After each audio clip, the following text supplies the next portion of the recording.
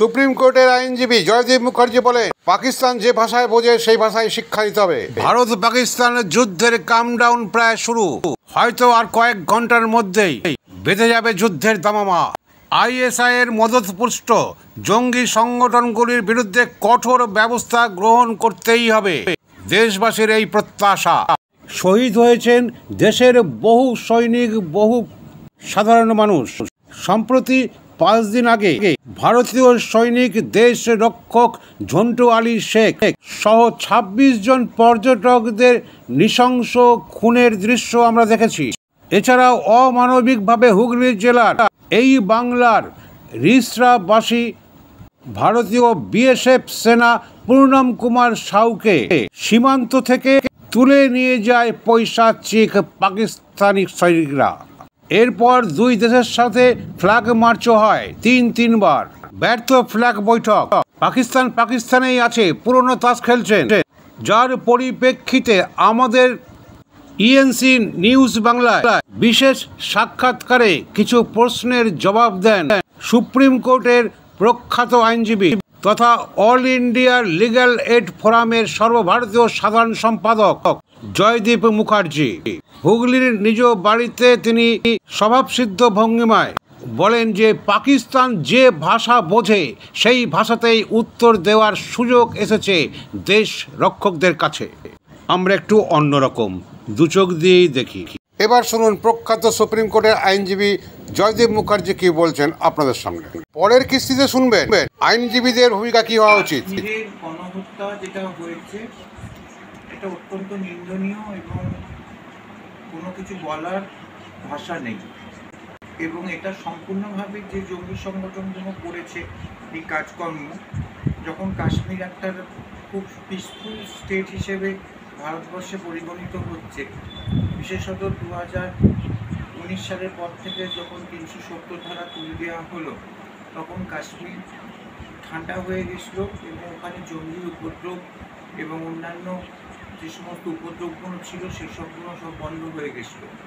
কিন্তু এটা যে হঠাৎ ঘটনা ঘটলো যে নিরীহ পর্যটকদেরকে ধর্মীয় তাদের পরিচয় চিন্তা থেকে হত্যা করা হলো, এই ঘটনার সঙ্গে সম্পূর্ণভাবে যুক্ত হচ্ছে পাকিস্তানের আইএসআই এবং আইএসআইয়ের মদতপুষ্ট জঙ্গি সংগঠন। এখন ভারত সরকারকে অত্যন্ত সুদৃঢ় পদক্ষেপ গ্রহণ করতে হবে এবং ডিপ্লোম্যাটিক কূটনৈতিক উপায়তে যেরকমভাবে করবে, পাশাপাশি স্বরাষ্ট্র এবং পররাষ্ট্রগতভাবে আপনার এই পাকিস্তান এবং তার আইএসআই যে জঙ্গি সংগঠন মদতদাতা যে সংগঠনগুলো আছে এদের বিরুদ্ধে কঠোর সামরিক পদক্ষেপ গ্রহণ করতে হবে। এই কাজটা করতে গিয়ে আমাদের দেশের অনেক জওয়ানরা তারা কিন্তু শহীদ হচ্ছে। আপনারা দেখেছেন যে কিছুদিন আগে আমাদের বাঙালি একজন সেনাবাহিনীর জওয়ান ঝন্টু আলী শেখ, নদিয়ার বাড়ি, সেও দেশের জন্য শহীদ হয়েছে। এবং এরকম আত্মত্যাগ বহু জওয়ানরা করছেন, তারা দেশের বিভিন্ন প্রান্তে থাকেন, তারা ভারত মাতার সন্তান। এখন আমাদেরকে যে 26 জন নিরীহ পর্যটককে খুন করা হলো তার বিরুদ্ধে বদলা নেবার জন্য, তার বিরুদ্ধে উপযুক্ত জবাব দেওয়ার জন্য ভারত সরকারকে কঠোর পদক্ষেপ গ্রহণ করতে হবে পাকিস্তানের বিরুদ্ধে।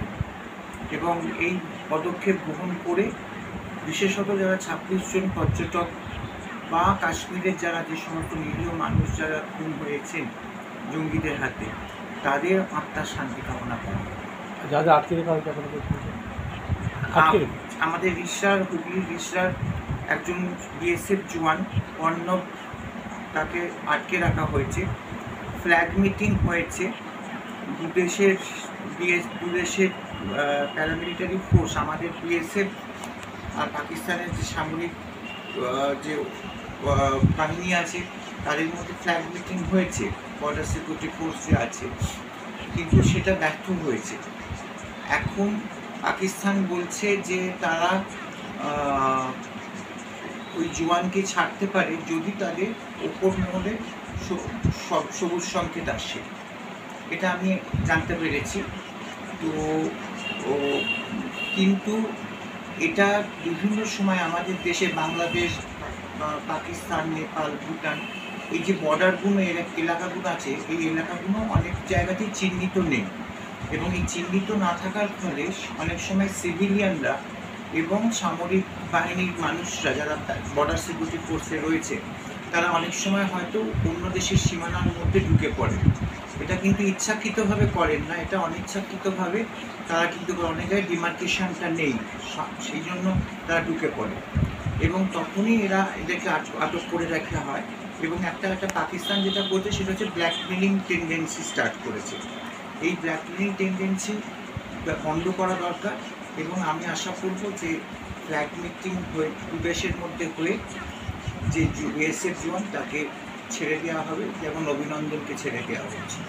তা জঙ্গিদের পাক অধিকৃত জঙ্গিরা যেখানে তালিম নিচ্ছিল সেনাবাহিনীর পাক সেনাবাহিনীর প্রত্যক্ষ মদতে, এই ঘটনা পহেলগাঁও ঘটনার পর সঙ্গে সঙ্গে অ্যাকশন নেওয়া, মানে পাল্টা যে অ্যাকশন নেওয়ার, সেটা দেরি হওয়ার জন্য জঙ্গিরা সব তো সেনাবাহিনীর ছাউনিতে আশ্রয় নিয়েছে, সেখানে কি যুদ্ধ সরাসরি পাকিস্তানে হওয়া সম্ভব না? না, এটা তো যখন জঙ্গি সংগঠনগুলোর যে শক্তি তার থেকে অনেক বেশি সামরিক শক্তিতে ভারতবর্ষ অনেক বেশি শক্তিশালী। ভারতবর্ষের সামরিক শক্তিকারী জঙ্গি সংগঠন কিছুই না, যতক্ষণ না পর্যন্ত জঙ্গিরা যেটা করছেন সেটাকে ছায়াযুদ্ধ বলে। এবং এই ছায়াযুদ্ধটা তারা করছেন পড়শি দেশ পাকিস্তানের গুপ্তচর সংস্থা আইএসআইয়ের মদত নিয়ে। এবং আইএসআই এই সমস্ত বিষয়টাকে কন্ট্রোল করছে জঙ্গিদেরকে অপারেশন করবার জন্য। তার সঙ্গে লস্করি তৈবা আছে, জৈশে মোহাম্মদ আছে, এইসব টেরোরিস্ট সংগঠনগুলো আছে এবং এই সমস্ত সংগঠনগুলো মিলে আইএসআই মিলে ভারতবর্ষে উপদ্রবটা তৈরি করছে।